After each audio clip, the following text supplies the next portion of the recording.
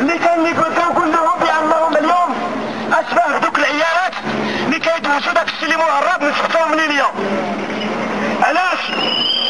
لان العمل تعامل بطريقه مستفزه جدا، بقى تيحرفنا مع العرض ودفع الوقت ليه اللي هي العاج استعانه شديده في ركبتها، ورحنا عارفين مول هاد الفعله هادي اللي دفعها وراه مسجل ويتحمل مسؤوليته. مسألة أخرى أريد أن أعقب عليها أو أهرج عليها. أعود لأتكلم عن الوطن الذي يغلي، أعود لأتكلم عن بني مكادة في طنجة والإفراغ التعسفي للمواطنين من أرض الدولة، السلخ والاعتقال والرفض وما إلى ذلك. ثم أهرج على سيدي إفني والاعتقالات العشوائية للإخوان الذين لا زالوا يعانون من ويلات ما بعد 2008 عندما وصفهم وزير الداخل آنذاك بولاد مليون. غنقولوا ليه انت ولد شي حاجة أخرى بلا ما نسميو. قالوا القانون قالوا الدستور، قالوا القانون قالوا الدستور، واجي تشوفوا هذا الدستور، واجي تشوفوا هذا الدستور، وفيه القمع وفيه الجور، وفيه القمع وفيه الجور، وفيه الظلم وفيه الجور، وفيه الظلم وفيه الجور. واجي تشوفوا هذا الدستور، واجي تشوفوا هذا الدستور. أمر إلى رئيس الحكومة بارك الله في عمره فكاهيا وليس سياسيا. غادي نمر له في طنجة وفي وزدة وكذلك في بيليس مراكش. ماذا يقول؟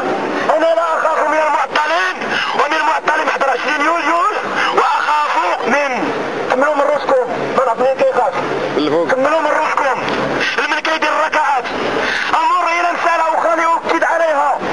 راه حنايا ما عندنا ما نخسروا صافي، وكنستحضر هنا السيد عميد الشرطة اللي قال لك غادي نحيدك لك الكاميرا، اجي تحيدها. أنا صحفي ومعطل ولن أسكت عن ما يجري في هذا البلد. بغيتوا تديروا سياسة التعتيم وتديروا مع رؤساء الجماعات باش تجيبوني في الشبكة، ديروها ما تقصروش. والله ما اسكت، اقسم بالله العلي العظيم ما اسكت. كامل ما تسكت ولا تسمعوك وإلى احنا سكتنا سوريا كلها، وإلى احنا سكتنا وإلى احنا سكتنا شكون يتكلم إلى احنا سكتنا. كنقول لأمني إلا كنتي راجل حيدة، أنا راه عندي 10 في الدار، راه شاريهم غير على حسابكم، وراه غتسمعوا بقناص خليفة في الأيام المقبلة. غادي تسمعوا الشهداء ديال العمل في خليفة وانتاع المسؤولين. ثم أمر إلى تنظيفات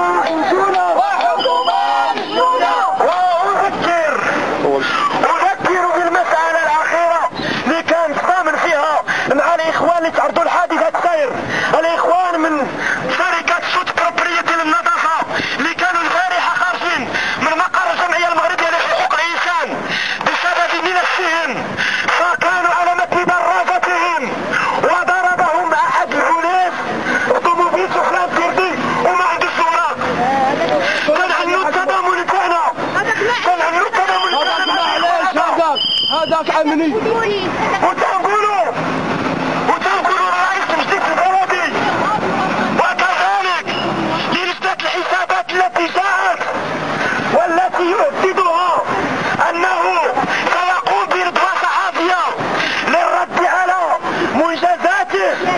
أشجر البابور وأشجر اللي قبل منه راه باعونا، راه من وعبة وجبد باعونا.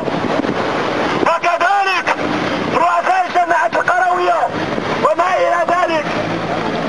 تنقول العمل إلى أنت تكتب هاد المسائل هادو راك متواضع، وهذه مصيبة عظمى باش تحل مساكين في البلاد وتفاضع عليهم. والفساد في كل مكان، والفساد في كل مكان، والفساد في الديوان،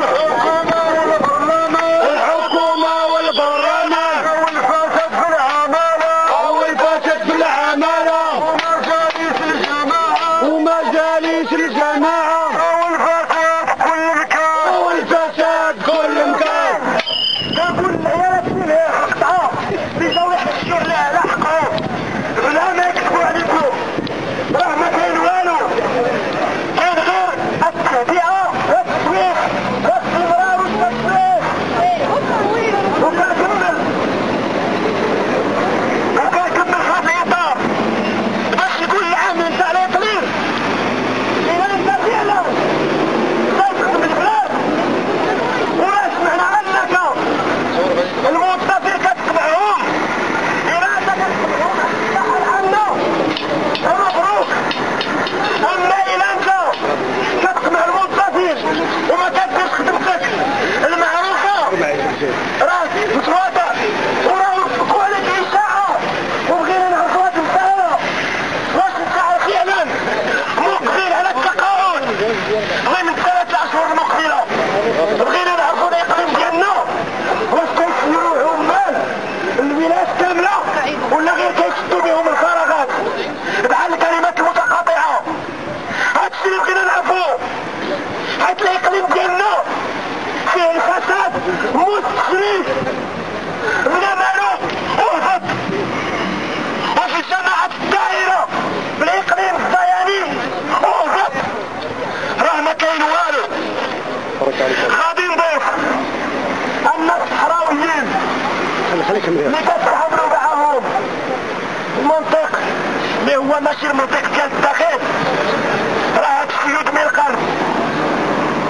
الموظفين في الجامعات المحلية الصحراويين عن طريق المحضر وتردد خاص يقتحمون الحي الجامعي لدار المهراج عنوة ثم يسجلون عنوة